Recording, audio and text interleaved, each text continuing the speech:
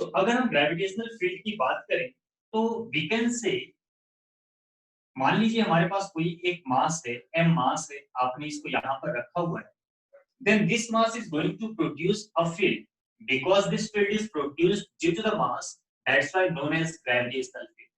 अगर ये field charge की वजह से प्रोड्यूस होती तो इलेक्ट्रिक फील्ड, मैग्नेट की वजह से प्रोड्यूस होती तो मैग्नेटिक फील्ड, न्यूक्लियस की वजह से प्रोड्यूस होती तो न्यूक्लियर फील्ड। ठीक है ना?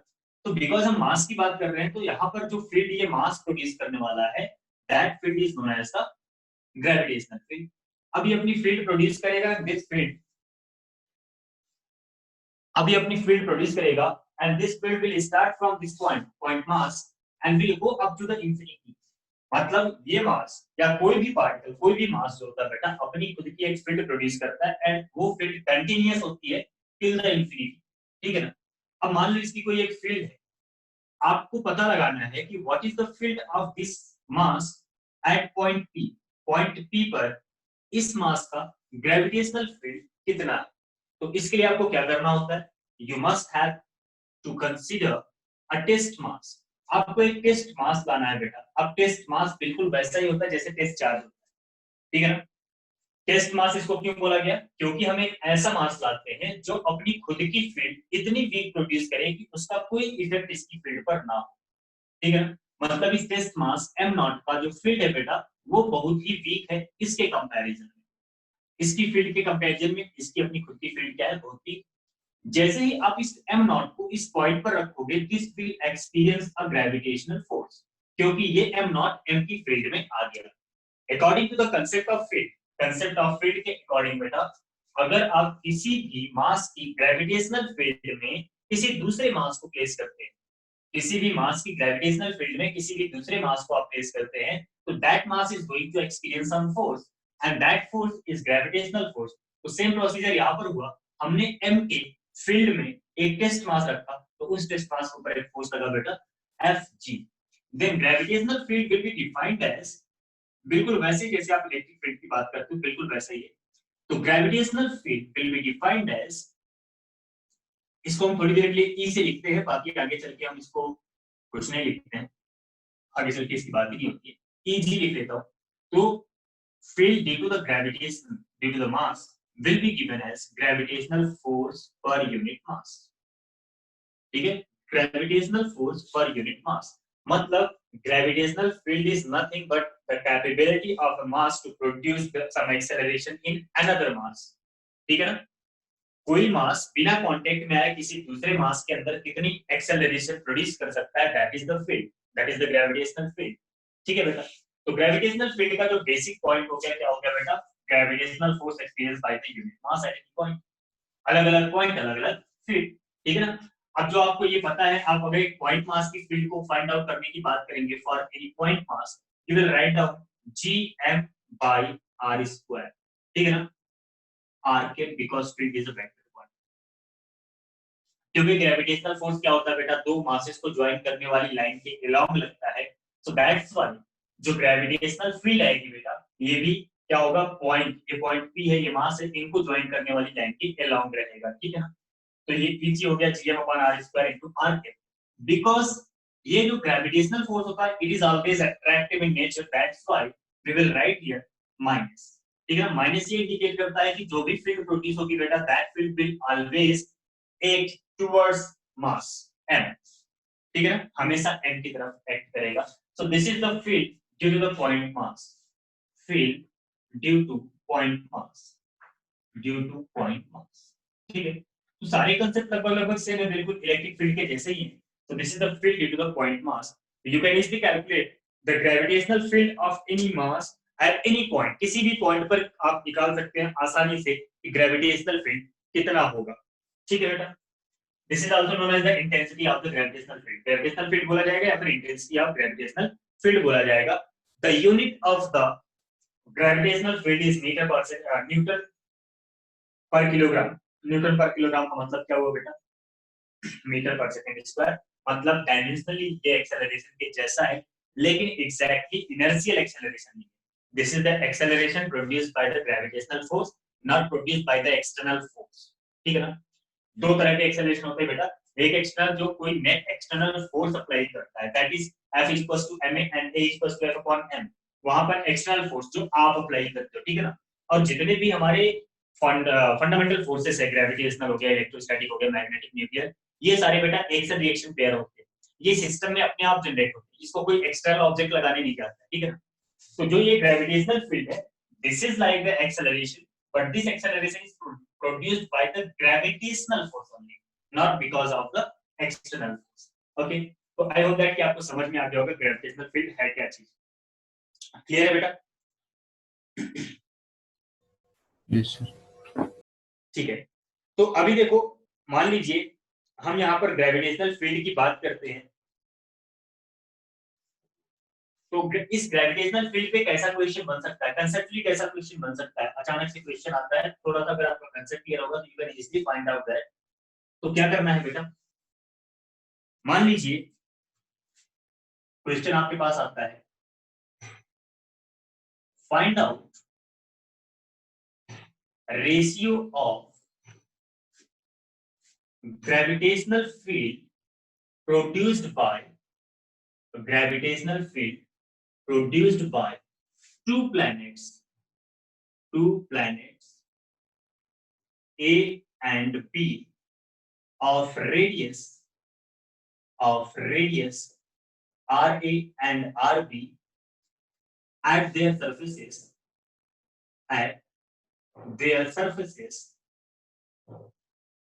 if mass of two planets are same, mass of two planets are same।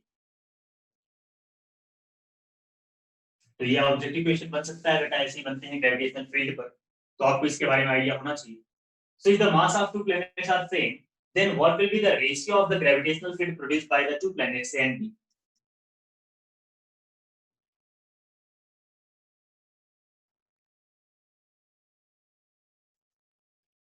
आ गया? हो गया बेटा? अभी तो आपने पढ़ा ना ग्रेविटेशनल फील्ड का formula, the gravitational field produced by that planet at its surface will be given as a gravitational field Eg is equals to gm upon r square। तो बेटा जब मास सेम हो गया तो किसके, अगर मास कांस्टेंट हो गया, मास सेम हो गया, तो gravitational field will be inversely proportional to the square of the distance, so that's why you will write Ega upon Egb is equals to RB square upon RA square। ठीक है ना, ये तो तब आएगा बेटा जब क्या होगा, मास सेम होगा। अभी डायरेक्ट क्वेश्चन तो आता नहीं है, तो इसका एक सेकंड पार्ट इसलिए मैं बनाऊंगा, second part, if they have same mass density, mass density same हो जाए, in that case what will be the ratio of gravitational field if they have same mass density? ये मैं उम्मीद करता हूं कि आप बताओगे, बताओ बेटा।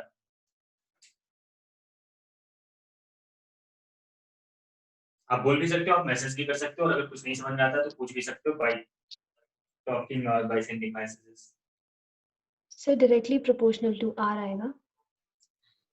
Yes of course, directly proportional to R. सबका आया गया?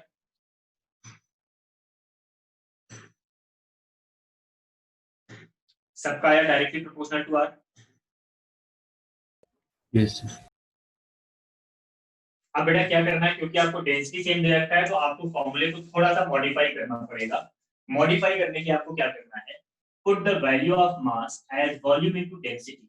तो आप लिखोगे g upon r square into volume, मतलब हो गया बेटा 4/3 pi r cube into density.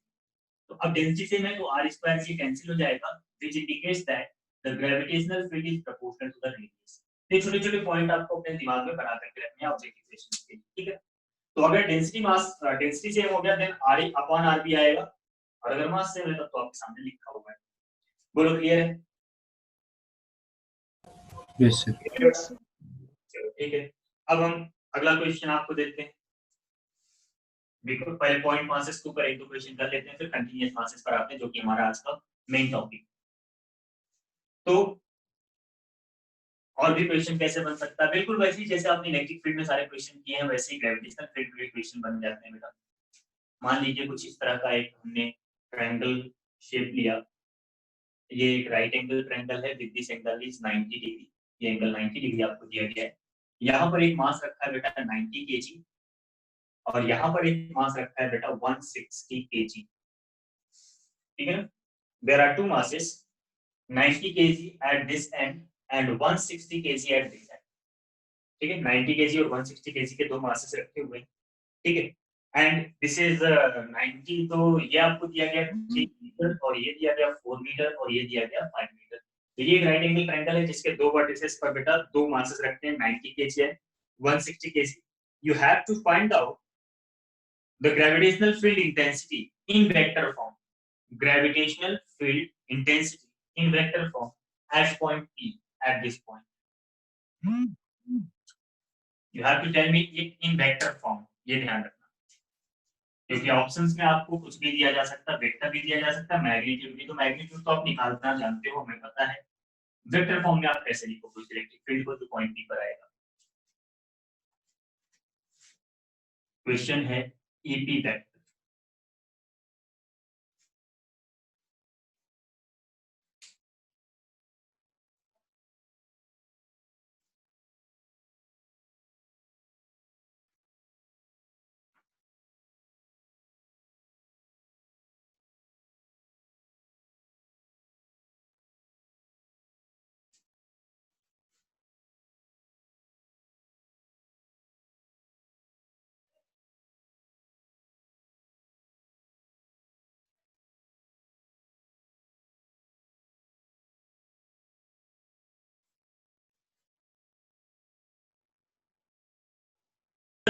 दोनों कंपोनेंट एक ही डायरेक्शन में है तो जीरो तो हो नहीं सकता।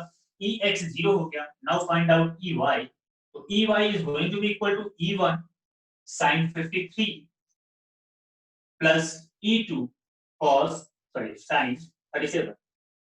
Now use the values here again.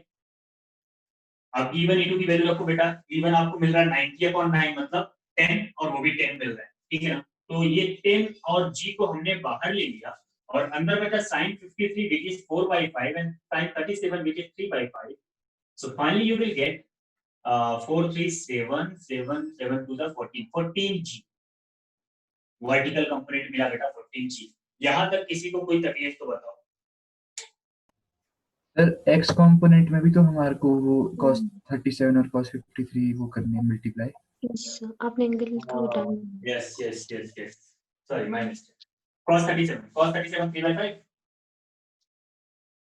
ये बेटा 3/5 4/5 सर 4/5 4/5 4/5 और इसमें से डिफरेंस लेना है, इनको यहाँ पर मल्टीप्लाई करेंगे 3/5, ठीक है। तो हाँ, फिर ये जीरो नहीं आएगा बेटा, फिर ये कुछ और आएगा, देखते हैं कितना आएगा। Then it is going to be equal to 8 minus 6 8 minus 6 मतलब ये आएगा बेटा 2g। तो देखो x कंपोनेंट आपको मिला 2g और y कंपोनेंट मिला 14g। 2g हमारे काम का नहीं, 14g अभी तक आया नहीं, चलो खैर कोई बात नहीं। अब इलेक्ट्रिक फील्ड अगर आप यहाँ पर सॉरी ग्रेविटेशनल फील्ड अगर आप लिखोगे बेटा, ये gravitational field at that point you will write 2GIA। अच्छा, अब ये डिसाइड करना है कि वेदर इट इज पॉजिटिव और नेगेटिव। तो देखो बेटा कौन बड़ा था, E2 cos 37 बड़ा था, राइट साइड में था मतलब पॉजिटिव रहेगा, और EY कहाँ है, डाउनवर्ड है मतलब नेगेटिव रहेगा नीचे की तरफ, माइनस का 14GJ। This is the gravitational field in vector form. I hope that आपको समझ आ गया।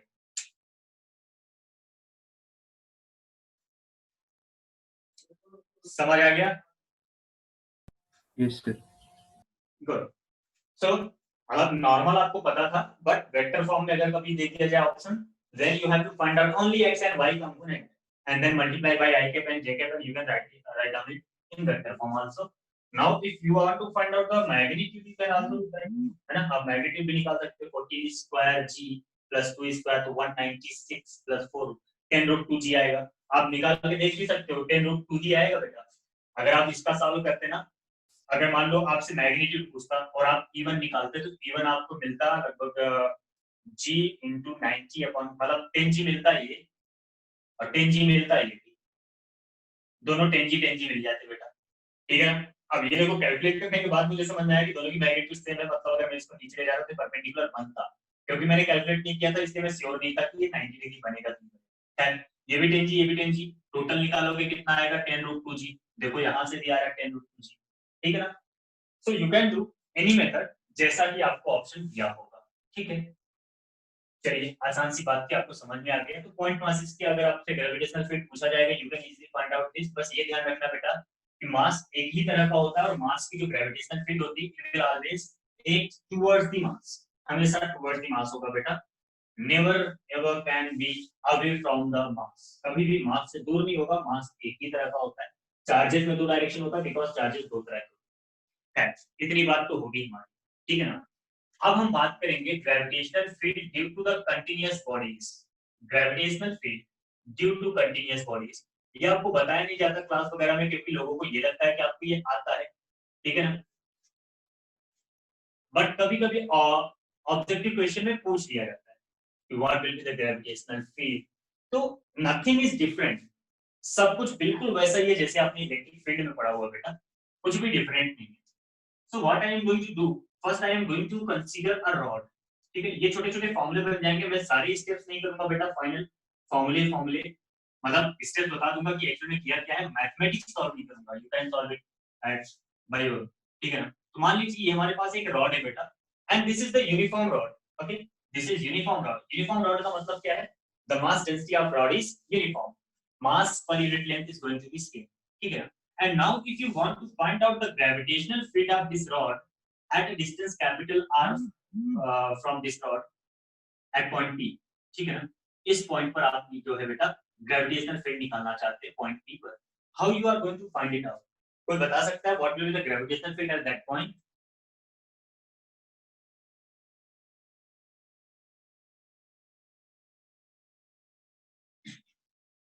देखो बेटा कैसे निकालेंगे। अब क्योंकि ये कंटिन्यूअस ऑब्जेक्ट हुआ, जब भी कंटिन्यूअस ऑब्जेक्ट्स आते हैं, आप कोई भी चैप्टर पढ़ रहे हो, पूरे फिजिक्स में कहीं पर भी कोई भी चैप्टर पढ़ रहे हो, जब बात कंटिन्यूअस चार्ज, कंटिन्यूअस मास या कंटिन्यूअस एनीथिंग की बात आती है, आपको करना होता है पहले एक एलिमेंट सेलेक्ट।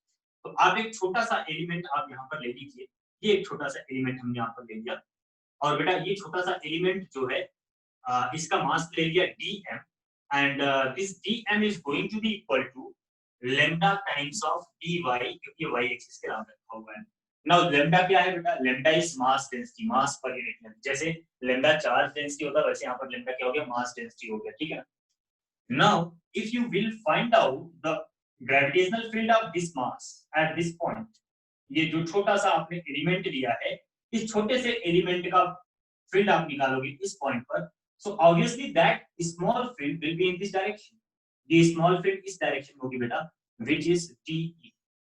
बोलो हो गया, क्योंकि मास की फील्ड हमेशा टुवर्ड्स द मास होता है तो इस डायरेक्शन में आएगा। बस यही डायरेक्शन ही तो सबसे इंपॉर्टेंट है, इसी में तो पंगा होता है ऑब्जेक्टिव क्वेश्चन में। बाकी तो आप फॉर्मूला आपको भी समझ में आ गया होगा, वही बनना है जो इलेक्ट्रिक फील्ड का बनता है, बिल्कुल वही बनना। अब देखो बेटा इसको आपने मान लिया कि कितने एंगल पर है, ये यहाँ पर थीटा एंगल पर है, ठीक है ना। अब ये डिस्टेंस हमने कितनी मान लिया, y डिस्टेंस ऊपर, इसको अगर हम ओरिजिन मान लेते हैं, अगर ये हमारा ओरिजिन हो गया, तो ओरिजिन से y हाइट पर एक छोटा सा मास dn लिया है जो lambda into dy है, and that mass is making an angle theta at this point, then you will write down the value of de की जो वैल्यू आएगी बेटा, you will write down it is g times of dm upon this small r square, ठीक है ना। भाई according to the formula ये बनेगा gm upon r square, तो हमने क्या लिखा बेटा, g gm upon r square, right. Now what I am talking about the magnitude, बाद में हम इसको वेक्टर के फॉर्म में लिख लेंगे। अब क्या करना है बेटा, अब इसको y के टर्म में लिख दो, g times of lambda dy upon r square। अब इसको यहाँ पर लिख करके मैंने छोड़ दिया। Now what? Now there will be two components. There will be two components of dE. One component will be in this direction, which is dE cos theta. Okay, and one component will be in this direction, which is dE sin theta. Means there will be the x component of gravitational field and y component of the gravitational field. Okay, this is x component of gravitational field, this is y component of gravitational field. If you want to find out the total field, you have to integrate this. But during the integration, you must have to keep in mind that small r and dy both are the variable, so you have to convert it into a single variable and that is very easy. आप सब ये जानते हो, सब कर चुके हो, ठीक है ना। अगर आपसे यहाँ पर बोला जाए इस वाले ट्रायंगल की बात की जाए, जो भी ये ट्रायंगल छोटा वाला बन रहा है, तो as tan theta अगर आप यहाँ पर निकालोगे तो it is equals to y upon capital R, and if you are going to differentiate it, r into sec square theta d theta is equals to dy, तो dy की value आपको बेटा थीटा के टर्म में मिल गई।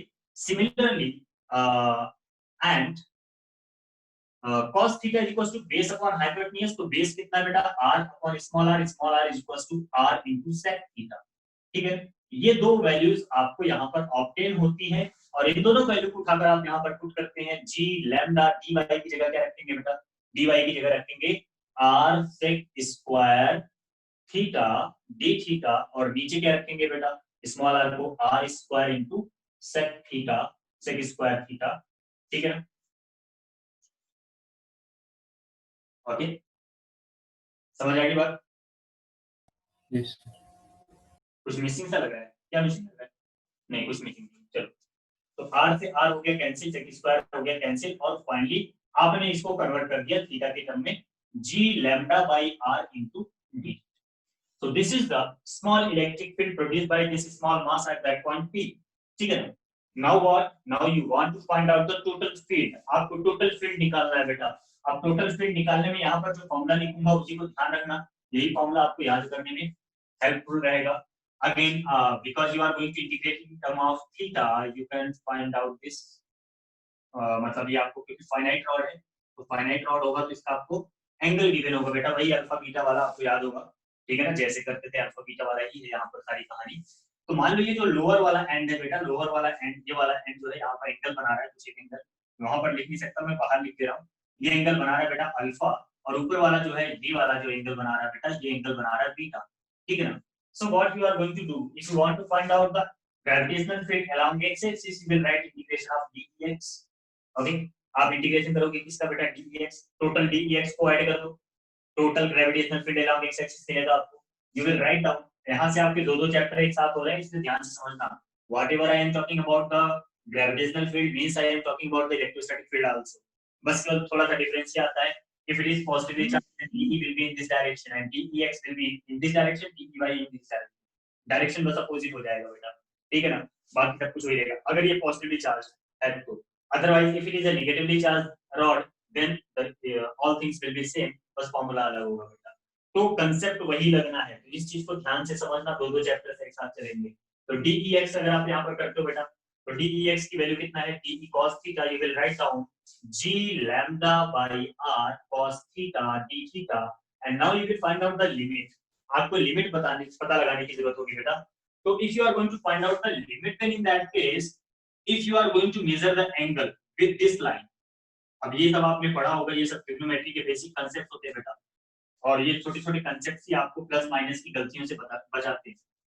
अब ये वाली जो लाइन है इसी के रिस्पेक्ट में आप एंगल मेजर कर रहे हो बेटा, तो इसके रिस्पेक्ट में मेजर कर रहे हो इस तरफ से, मतलब इस डायरेक्शन में, तो ये वाला एंगल आप लोगे क्या बेटा positive, because you are moving in clockwise direction, so you are going to consider it. आपका ये जो जीएम है नीचे से ऊपर की तरफ जा रहा है, मतलब क्लॉकवाइज डायरेक्शन जा रहा है, तो क्लॉकवाइज को आप क्या लोगे बेटा पॉजिटिव, तो एंटी क्लॉकवाइज अगर कुछ भी मेजर करोगे तो क्या लोगे नेगेटिव। अगर यही मान लो ऐसा होता और आप जो है एक ऐसे लेते, इसको एंटी क्लॉकवाइज घुमा रहे होते, अगर ये वाली लाइन जो है एंटी क्लॉकवाइज घूम रही होती तो all angle in anti clockwise direction will be positive and clockwise will be negative. अगर यही उल्टा होता बेटा, अगर मैं बोलता ये वाला जो लाइन है ये क्लॉकवाइज रोटेट कर रहा है, तो all angle measured in the clockwise direction will be positive, anti clockwise will be negative. बात समझ लेना क्योंकि जरूरी है, ठीक है। अगर ये एंटी क्लॉकवाइज रोटेट कर रहा होता तो क्या होता बेटा, तो हम एंटी क्लॉकवाइज को पॉजिटिव और क्लॉकवाइज को नेगेटिव लेते। अगर ये क्लॉकवाइज रोटेट कर रहा है बेटा तो क्लॉकवाइज को पॉजिटिव, एंटी क्लॉकवाइज को नेगेटिव लेंगे। तो यहाँ पर जो हमारी इलेक्ट्रिक फील्ड है, सॉरी ग्रेविटेशनल फील्ड है बेटा, वो इस तरह से रोटेट कर रही है, इस तरह से रोटेट कर रही है, ठीक है ना। So you will consider this beta is a positive and alpha is a negative, put it here minus alpha to beta, that is the limit, and finally you will get the answer gravitational field along x-axis g lambda by r, and cos का indication बेटा sign होता है without any cos negative charge, ठीक है, without any negative sign, cos का indication sign होता है बेटा। तो I will write down the direct formula here, जब आप इसको इंटीग्रेट करोगे आपको मिलेगा sin, and you will write down the sin alpha plus sin beta, okay। So this is the formula for the gravitational field along x-axis. So the gravitational field produced by a uniformly linear mass at point P will be given as g lambda by r sin alpha plus sin beta. अगर यही electric field होता बेटा, आप लिखते k lambda by r sin alpha plus sin beta. ठीक है ना, k हो जाता वहां पर क्या, न्यूटोनियन कूलम्बियन कांस्टेंट 1/4 पाई. तो बोलो ये x कंपोनेंट समझ में आया?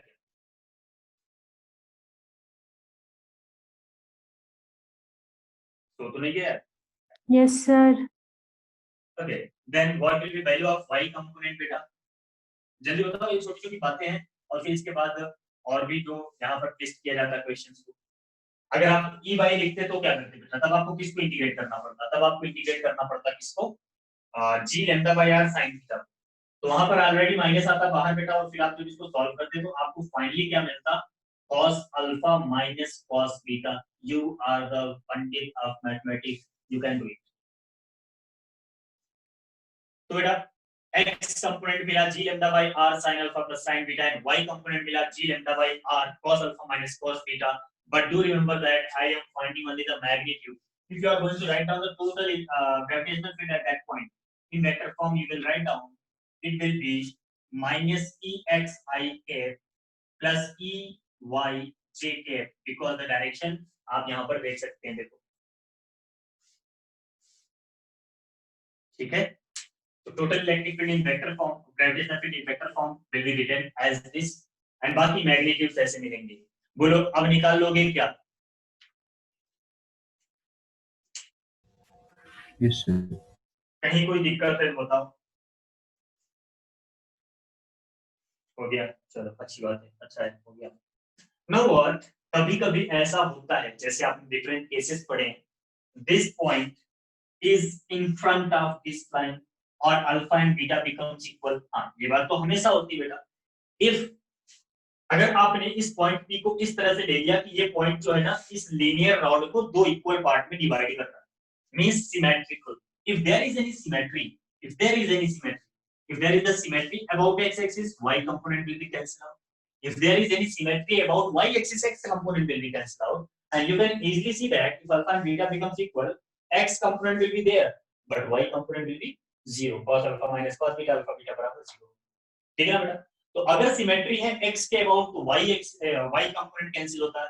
अगर सिमेट्री है y के अबाउट तो x कंपोनेंट कैंसिल होता है बेटा. और यहाँ पर जब ये दोनों अल्फा बीटा बराबर हो जाएंगे तो it will be 2g lambda by r sin alpha. ठीक है ना? तो एक तो ये कंडीशन बन सकती है बेटा.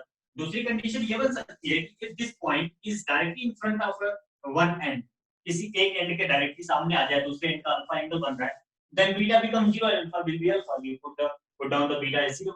आपको मिलेगा g lambda by sin alpha, g lambda by r into sin alpha for tx, and g lambda by r cos alpha for t1. Right? बातें समझ में आ रही? तो cos alpha नहीं, 1 minus cos, ये है ना, तो cos 0 1 cos alpha minus.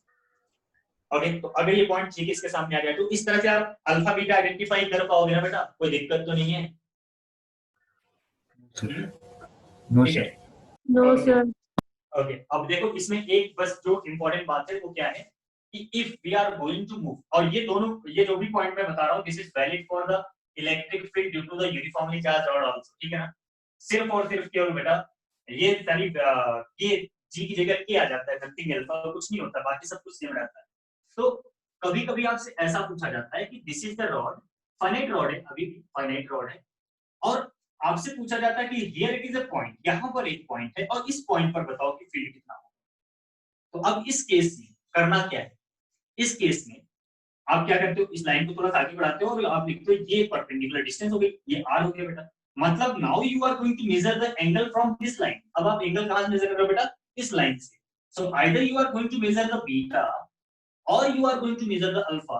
आप चाहे बीटा मेजर करो बेटा, चाहे अल्फा मेजर करो, both will be measured in the clockwise direction. दोनों ही clockwise direction में मेजर हो रहे हैं, है कि नहीं बेटा? दोनों ही clockwise direction में मेजर हो रहे हैं. इसका मतलब ये हो गया, now the limit जो कि आपने माइनस अल्फा से बीटा पुट किया था, अब आपको लिमिट पुट करना पड़ेगा अल्फा से beta, and now the everything will change.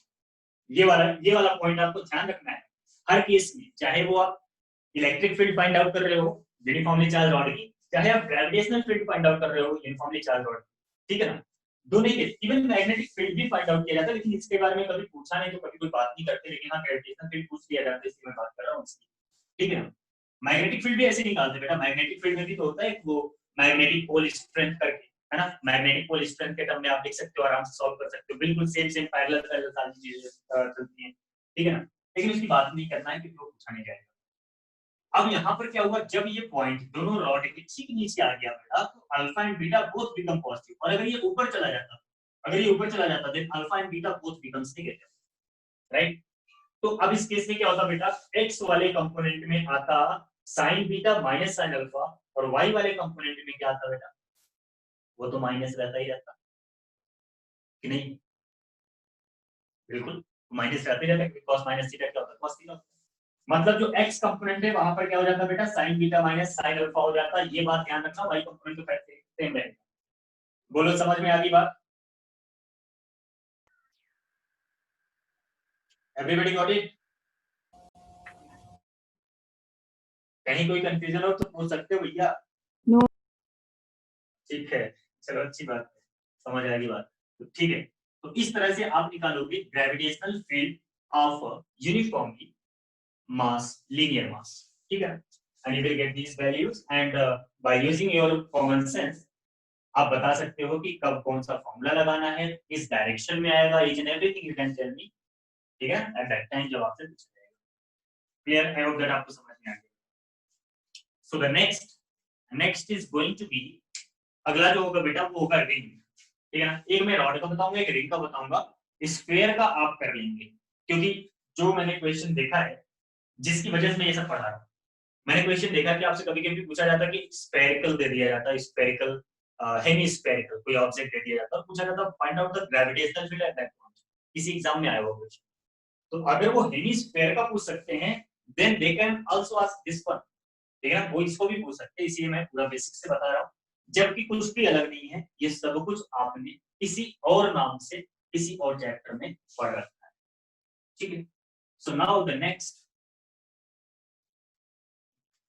अगर मैं इसको कंटिन्यू करना चाहूँ तो I can take too many lectures on this field because there are too many objects, even आप तो यहाँ पर गॉस लॉ भी बना सकते हो, मतलब एक पैरेलल लॉ, बिकॉज़ फील्ड की बात हो रही ना, जहाँ जहाँ फील्ड होती है बेटा वहाँ वहाँ गॉस लॉ आता है, आपने गॉस लॉ पढ़ा इलेक्ट्रोस्टैटिक्स में, आपने गॉस लॉ पढ़ा magnetism, then you can also discuss the Gauss law in the gravitational field, ठीक है ना, because it is also a non contact force, ठीक है, बट बिकॉज हम यहाँ पर उसकी ज्यादा तवज्जो नहीं देते हैं, क्यों, क्योंकि मास एक ही तरह का होता है बेटा, तो गॉस की जरूरत नहीं पड़ती, वो जरूरत तब पड़ती है जब मास और चार्जेस की बात होती है, पॉजिटिव नेगेटिव हो गया, मैग्नेट्स की बात हो गई, नॉर्थ साउथ पोल हो गए, लेकिन ग्रेविटेशन में तो ऐसा कुछ ही नहीं, एक ही तरह का तो मास है, तो फिर गॉस के लेने की जरूरत क्या है।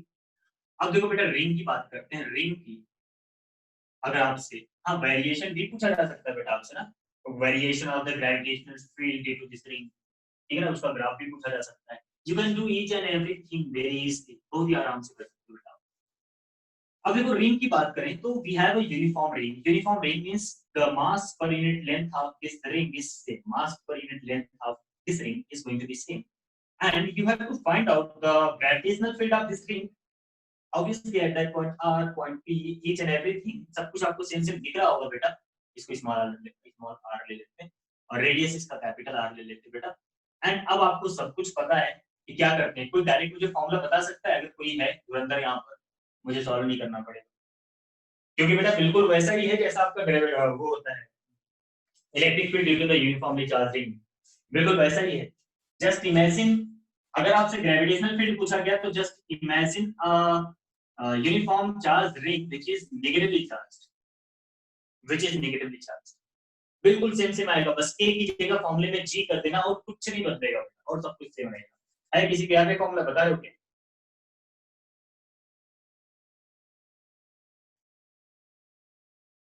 तो मैंने बोला भी था कि आपसे कि हम अगली क्लास में ग्रेविटेशनल फील्ड पढ़ेंगे, कंटीन्यूअस चार्जेस, तो आपको थोड़ा सा रिवाइज करके आना चाहिए। रिंग वाला ही बता दो भाई, इलेक्ट्रोस्टैटिक वाला सुने हैं लामू, कुछ याद है बेटा, पेपर पर दे दिया सर के क्यू एक्स, मतलब इलेक्ट्रिक फील्ड वाला बता रही हूँ ना मैं, के क्यू एक्स बाय हाँ r square plus x square, हाँ मतलब रेडियस वाला r स्क्वायर ना, फिर बाहर 3/2। ओके, बाहर 3/2 या पावर 3/2? हाँ पावर 3/2। एग्री करते हो भाई? करना ही पड़ेगा जब आता नहीं तुमको तो। अरे यही होता है यार। And one more thing, this ring is the symmetrical, and if this ring is symmetrical, then y component will be cancelled out. It is symmetrical about x-axis, so don't worry about that. Okay, y component will be cancelled out. There will be only x component. But now, if you want to find out the gravitational field, मैं देखो अब यहाँ पर solve नहीं कर रहा mathematically, because procedure same. क्या करना है आपको? k की जगह अभी अभी देखो यहाँ पर q लिखा हुआ है, इसको लेम्डा के टर्म में ले आओगे। लेम्डा के टर्म में ले आओगे, you will get small k and 2 pi जो भी रेडियस था r था 2 pi r into lambda into x upon r square plus x square to the power 3/2, ऐसे ही कुछ था। ठीक है ना? q इक्वल्स टू क्या हो गया? q इक्वल्स टू मतलब टोटल चार्ज कितना हो जाएगा बेटा? लैम्डा इनटू टोटल लेंथ कितना है? सर्कमफेरेंस है, तो 2 pi r लिख दिया, बस इतना ही किया है। Similarly, the gravitational field of this ring is going to be equal to g times of 2 pi r lambda. Now, if you are talking about g, lambda will be mass per unit length. If you are talking about the charge, then it will be charge per unit length. 2 pi r lambda x upon, अब यहाँ पर हमने r लिख दिया था, चलो r लिख देता हूँ यहाँ पर, 2 pi lambda small r upon capital R square plus small r square to the power 3/2. I hope that आप सबको समझ में आया। और बाकी लोग ड्रॉपर वालों क्या पढ़ाई चल रही भाई तुम्हारी? फॉर्मूले भी याद नहीं है जो आपसे पूछे जा रहे हैं। इतने अच्छे तो आप उस दिन नहीं हुआ करते थे जिस दिन क्लास में आया करते। पढ़ लो भैया पढ़ लो, कोरोना की वजह से आपको दूसरा चांस नहीं मिलेगा, जो गया सो गया। Okay, so this is the gravitational field what you are going to obtain at point P. Now what? अब आपको बस इतना ध्यान रखना है, क्या ध्यान रखना है बेटा? Direction. So this direction will be in this direction towards the center always. ये तो हमेशा आपको याद रहेगा। And on the basis of that, you can say that whether it is minus I cap or plus I cap, आप identify कर पाओ। तो बेटा ये फॉर्मूला है, इसको आपको लिख के रखना है, कोई कंफ्यूजन नहीं होनी चाहिए। ठीक है ना? ये आपने कर लिया। मेन यहाँ से जो पूछा जाता है, ये फॉर्मूला नहीं पूछा जाता बेटा, वेरिएशन पूछा जाता है। Variation of the gravitational field. Anybody has any idea कि इसका ग्राफ कैसा बनता है? है किसी को आइडिया? अच्छा देखो यहाँ पर अगर मैं बात करूं, at the center if you are going to find out the gravitational field will be 0, right? Because r becomes 0, r 0 हो जाएगा बेटा, तो in that case क्या हो जाएगा? Gravitational field at the center will be 0, right? And similarly if r becomes infinity, अगर r क्या हो जाए बेटा? infinity। देखो इसी में कैसे क्वेश्चंस बनते हैं, कैसे इसको एक्सटेंड किया जाता है आपके कंसेप्ट के अकॉर्डिंग, क्योंकि आप बोल भी नहीं सकते कि हमने पढ़ा नहीं है, और आप एट दैट टाइम उसको स्ट्राइक भी नहीं करेगा दिमाग में कि आपने अच्छे से पढ़ा नहीं है ना। आप कभी ध्यान से तो पढ़ते नहीं हो, बस बोर्ड पे जो लिखा जाता है उसको रखते हो बस। देखो क्या है, अगर मैंने सेंटर पर निकाला तो फील्ड हो गया जी, अगर मैंने इन्फिनिटी पे निकाला तो again field is going to be 0, because if you are going to take r square outside, अगर आपने r स्क्वायर को बाहर लिया बेटा, r स्क्वायर को बाहर लेते ही डिनोमिनेटर में बचेगा क्या? Inversely proportional to r square. Ag is inversely proportional to r square। ये यही बता रहा बेटा, ये वाला जो इक्वेशन है यही बता रहा, आप बस r स्क्वायर को बाहर ले, ठीक है ना? तो अगर ऐसा है तो when r tends to 0, जब r tends to infinity होगा, again field becomes 0।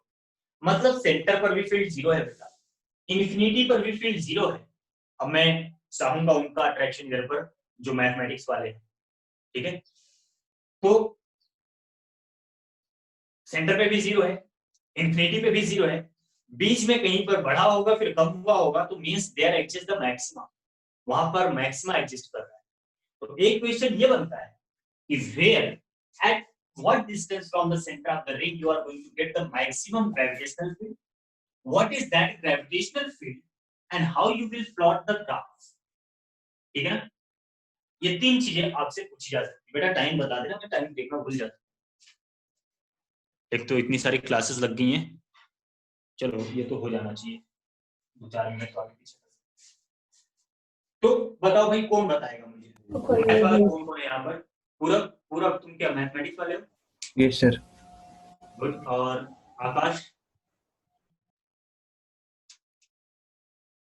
आकाश बेटा, दो दो चैप्टर आपके तैयार हो रहे हैं, यहाँ पर बोल लो। आरुति, आरुति बेटा शायद आप तो मेडिकल वाले हो, लामो भी मेडिकल वाली है, और कौन कौन है हमारी क्लास में? मृदुल, आप मेडिकल मेडिकल ही हो शायद ना? आपको क्या आईडी दी थी मैंने, याद नहीं मुझे। चलो भाई, पूरा वर्ड सुने आप, तुम दोनों बताओ। विक्रांत बेटा आप मैसेज कर सकते हो, आपका वॉइस कनेक्टेड नहीं है, चैट वाले बॉक्स में जाओ, मैसेज कर सकते हो। Vikrant?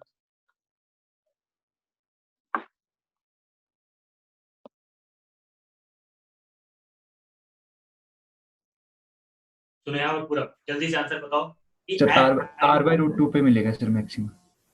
r/√2। Yes sir. Okay, कैसे किया? सर डिफरेंशिएट करके इक्वल टू 0 कर दिया। बिल्कुल, दैट्स करेक्ट।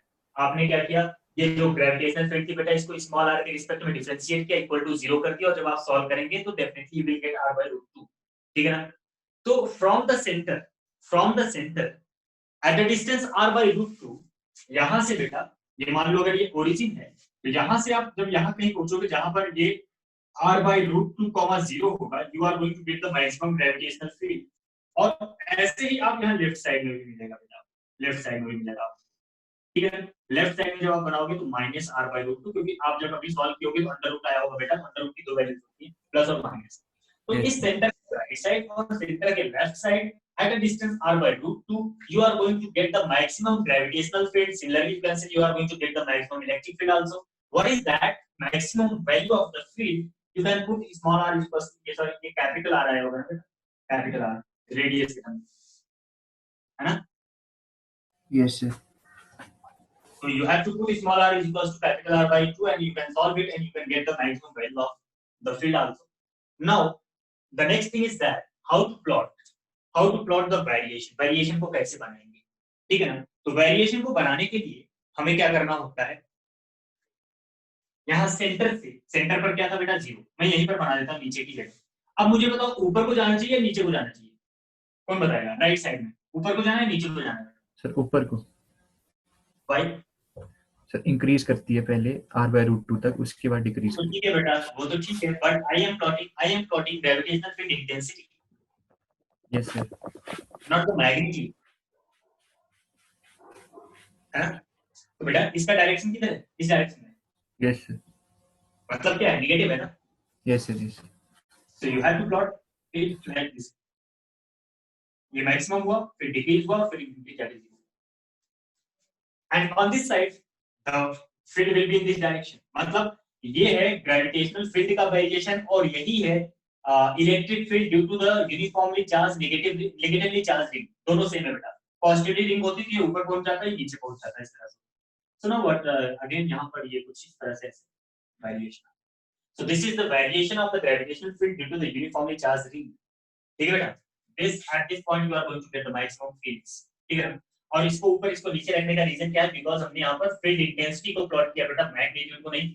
ये चीज भी ध्यान रखना, कभी भी ऑब्जेक्टिव क्वेश्चन में कुछ भी पूछ लेते हैं, कभी बोलते हैं इंटेंसिटी का वेरिएशन कैसा कितना कैसा होगा, कभी बोलते हैं मैग्नीट्यूड का कैसा होगा।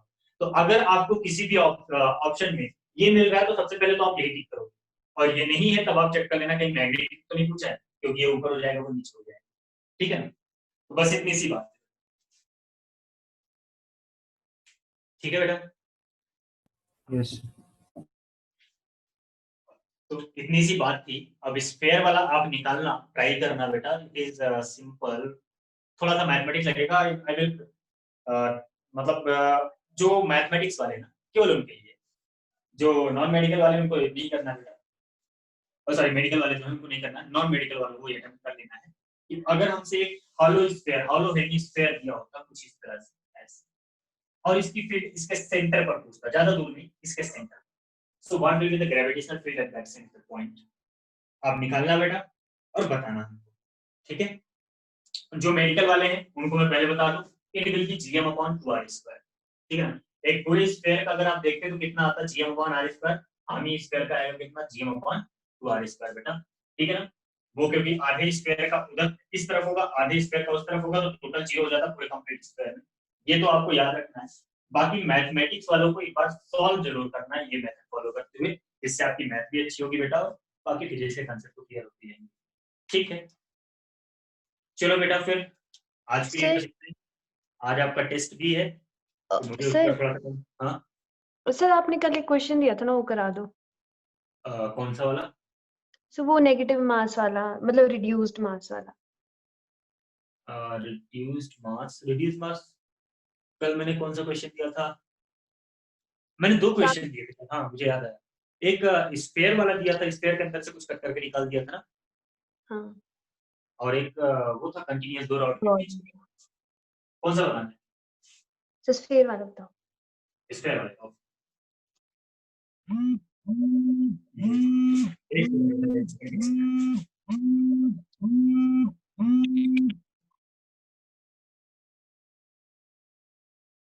आपको कॉल की रिंग सुनाई दे रही थी क्या?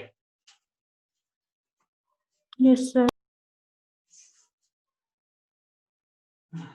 ये गूगल जियो की टोन है। आजकल मैं अपने फ्रेंड्स के साथ वीडियो चैट भी नहीं कर पा रहा हूँ, पता नहीं कब आएंगी वो इधर वापस।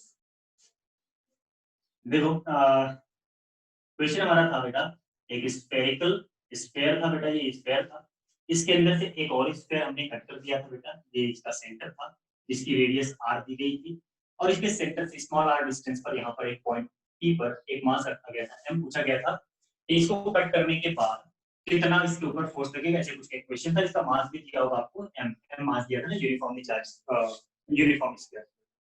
करना कैसे है इसको, आपको ये एज्यूम करना है, क्या एज्यूम करना है कि पहले इस स्फीयर को हमने कट ही नहीं किया, पूरा का पूरा कंप्लीट स्फीयर ले लो बेटा, कंप्लीट स्फीयर ले लो, और इसके सेंटर से r डिस्टेंस पर आपने यहाँ पर एक मास रख दिया।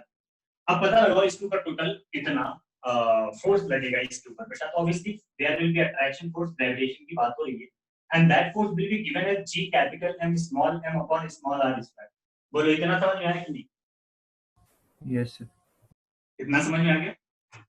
अब देखो दूसरा, जब आपने स्फीयर को कट करके निकाला बेटा, तो अब ये पॉइंट जो है यहां से और इस पॉइंट P तक का जो डिस्टेंस था, ये डिस्टेंस था बेटा r। तो इसके सेंटर से ये डिस्टेंस कितना हो जाएगा बेटा? ये हो जाएगा small r minus r by 2, क्योंकि ये पूरा r डायमीटर का कट करके निकाला गया था ना। देखिए ये पूरा कितना r है ना, तो रेडियस कितना हो बेटा r बाई 2। तो अब इस केस में अगर आप यहाँ पर मास रखते हो तो व्हाट इज द फोर्स बेटा? F dash. तो now this force will be given as g m dash, because इसका मास भी तो बदल जाएगा, m dash upon r minus r by 2 का whole square. Now find out the m dash. m dash कैसे निकालोगे बेटा? m डैश आपको मिलेगा मास पर यूनिट वॉल्यूम, तो m by 4/3 pi capital R cube into volume of this sphere, जिसको cut करके निकाला है, उसका वॉल्यूम कितना हो जाएगा बेटा?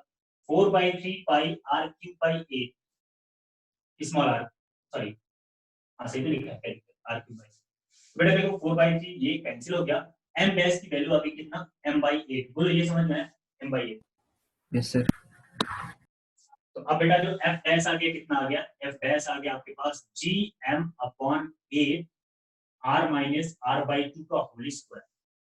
अब हुआ क्या है एक्चुअल में, इसमें से उसको निकाल दिया है, फोर्स भी क्या हो जाएगा बेटा? Net force. Sir small m से मल्टीप्लाई नहीं होगा? स्मॉल m, तो gmm upon small r square minus g capital mm upon 8 r minus capital r by 2 का। तो अगर आपकी मर्जी है, आप चाहो तो g capital M small m by r square को बाहर लिख लो, अंदर लिखो 1 माइनस r स्क्वायर को बाहर ले लिया था 1 upon 8 times of r minus r, sorry 1 minus r by 2r का होल स्क्वायर, ऐसे भी लिखा हुआ मिलता है। आया बेटा समझ में? Yes sir. Yes sir. तो बस ऐसे करना, ठीक है? चलिए चलो बेटा फिर चलते हैं, आपका थोड़ा टेस्ट पेपर तैयार कर ले। आप में से कौन कौन टेस्ट सीरीज में है? टेस्ट सीरीज कौन कौन देता है? समय। मेडिकल वालों देते होंगे, नॉन मेडिकल का पता नहीं है।